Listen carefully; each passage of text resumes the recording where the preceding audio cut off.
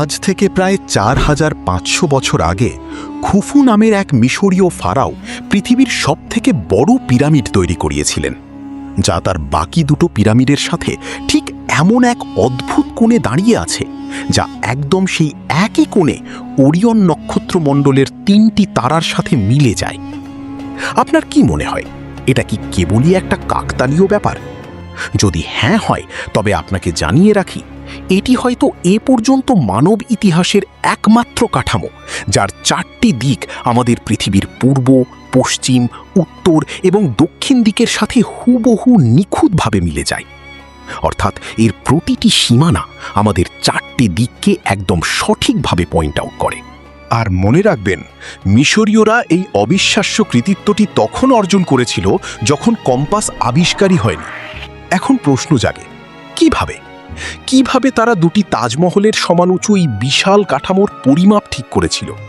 আর শুধু পরিমাপ করাই তো সব নয়, কারণ এতে ব্যবহৃত প্রতিটি পাথরই ছিল অন্তত 2 টন ওজনের। এত ভারী পাথর নিখুঁতভাবে কাটা না হয় আমরা মেনেই নিলাম, কিন্তু তবুও এই জিনিসটা ভাবনার বাইরে যে কিভাবে সেগুলোকে পিরামিডের চূড়ায় অর্থাৎ 400 ফুট উঁচুতে তুলে নিয়ে যাওয়া হয়েছিল। তো বন্ধুরা, প্রথমেই শুরু করা যাক গিজা পিরামিডের কিছু চমকপ্রদ তথ্য দিয়ে। এই গ্রেট পিরামিড অফ গিজা, যেটি স্থানীয়ভাবে আখেত খুফু নামে পরিচিত, তার নির্মাণ কাজ শুরু হয়েছিল আনুমানিক 2550 থেকে 2547 খ্রিস্টপূর্বাব্দে। এতে অন্তত 1 ঘনমিটার আকারের আর তার চেয়েও বড় প্রায় 23 লাখ পাথর ব্যবহার করা হয়েছিল। এর ভেতরের ঘরগুলো তৈরি করা হয়েছিল 50 টনেরও চেয়ে ভারী গ্রানাইট পাথর দিয়ে, আর বাকি কাঠামো বানানো হয়েছিল 2 ধরনের চুনা পাথর দিয়ে। এবার আপনিই ভেবে দেখুন, 23 লাখ সাধারণ পাথর, 50 টনের ভারী গ্রানাইট পাথর, সাথে চুনা পাথর, এই সব কিছু একসাথে জুড়ে যখন একটা কাঠামো দাঁড় করানো হবে, তা কতটা বিশাল হবে। আর এখানে বিশাল বলতে আমি বোঝাচ্ছি, এই পিরামিডটি প্রায় 146.6 মিটার, অর্থাৎ একটি 30 তলা ভবনের সমান উঁচু, আর এর ভিত্তির দৈর্ঘ্য প্রায় 230 মিটার, যার ফলে এর হেলানো কোণ ঠিক 51 ডিগ্রিতে গিয়ে দাঁড়ায়। এখন হয়তো আপনার কাছে এই সংখ্যাগুলো কিছু বিরক্তিকর হিসাব মনে হতে পারে, কিন্তু 2500 খ্রিস্টপূর্বাব্দের হিসাবে এটি ছিল এক বিশাল অর্জন। কারণ নির্মাণের পর প্রায় 3800 বছর ধরে এই গ্রেট পিরামিড পৃথিবীর সবচেয়ে উঁচু মানব নির্মিত কাঠামোর খেতাব ধরে রেখেছিল, যে রেকর্ডটি অবশেষে 1300 শতকে লন্ডনের সেন্ট পলস ক্যাথেড্রাল ভাঙতে পেরেছিল, যা আবার তৈরির মাত্র 380 বছরের মাথায় টিকে থাকতে না পেরে ভেঙে পড়েছিল। তো গাইস, কি মনে হয় আপনাদের, কিভাবে তৈরি করা হয়েছিল এই সাধারণ অথচ জটিল অনন্য এক কাঠামো, তাও আবার কোনো আধুনিক মেশিন বা ইকুইপমেন্ট ছাড়া?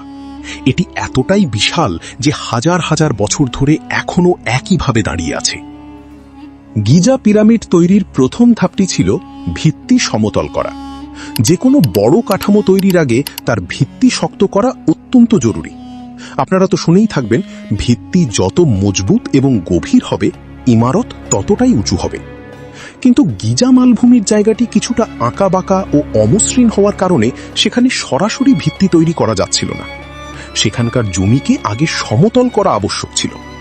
আর এই সমস্যার সমাধানের জন্য মিশরীয়রা এ ফ্রেম নামের একটি যন্ত্র ব্যবহার করত। এটি দেখতে একটি সাধারণ এ অক্ষরের মতো কাঠের ফ্রেম, যাকে কেবল মাটিতে সোজা করে ধরে রাখতে হতো।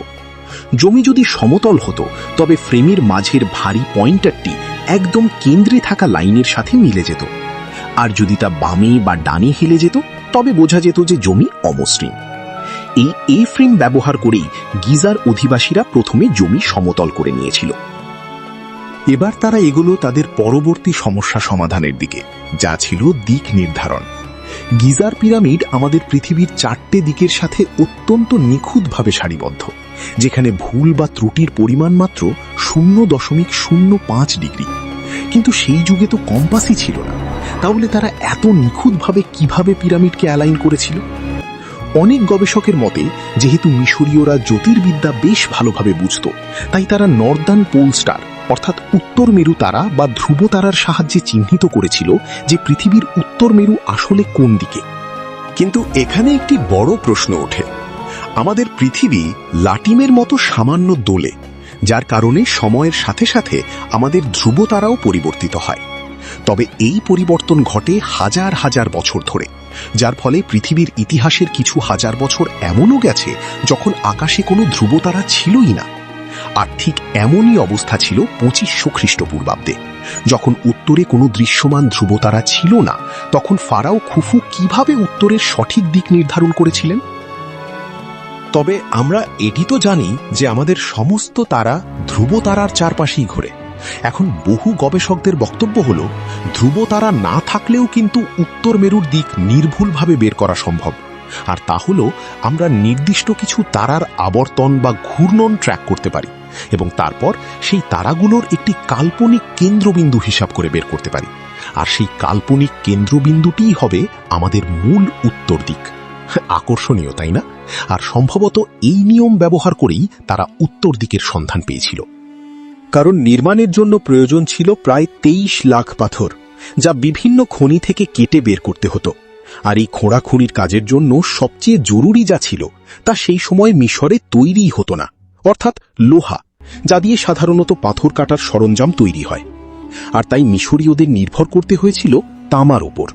কিন্তু তামার সমস্যা হল, তা গিজার ধারে কাছে মিলত না, বরং তা পাওয়া যেত সিনাইয়ের ওয়াদি মারাহ এলাকায়, যার জন্য কারিগরদের প্রথমে নীল নদ হয়ে প্রায় 200 কিলোমিটার দূরের ওয়াদি আল জারফে পৌঁছাতে হতো এবং সেখান থেকে কাঠের নৌকায় লোহিত সাগর পাড়ি দিয়ে সিনাইয়ের খনিতে যেতে হতো।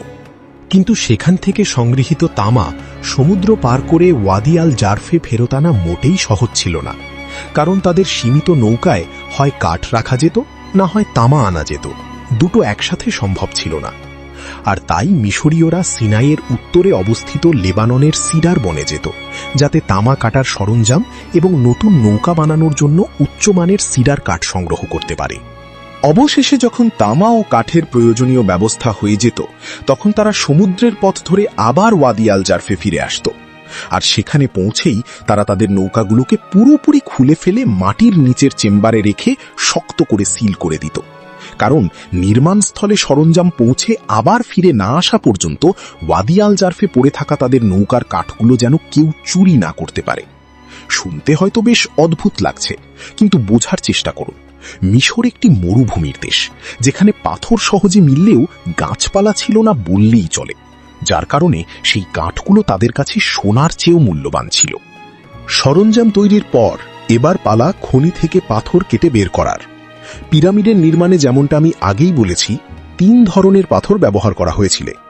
ভেতরের অংশের জন্য গ্রানাইট, মূল কাঠামোর জন্য হলুদ চুনা পাথর এবং একেবারে বাইরের স্তরে মসৃণ সাদা চুনা পাথর, যা বাহির থেকে পিরামিডটিকে একদম সমতল ও চকচকে বানিয়ে দিত।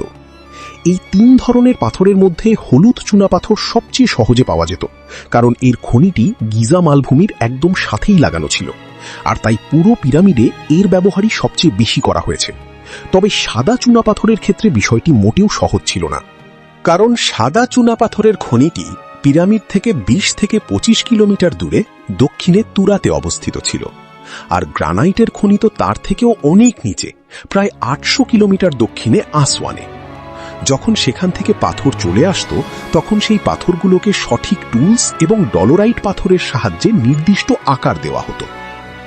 আর সেই শেপ দেওয়ার সময় যে পাথরের গুঁড়ো বের হতো, সেগুলোকে অন্য পাথরের গুঁড়োর সাথে মিলিয়ে সিমেন্ট হিসেবে ব্যবহার করা হতো।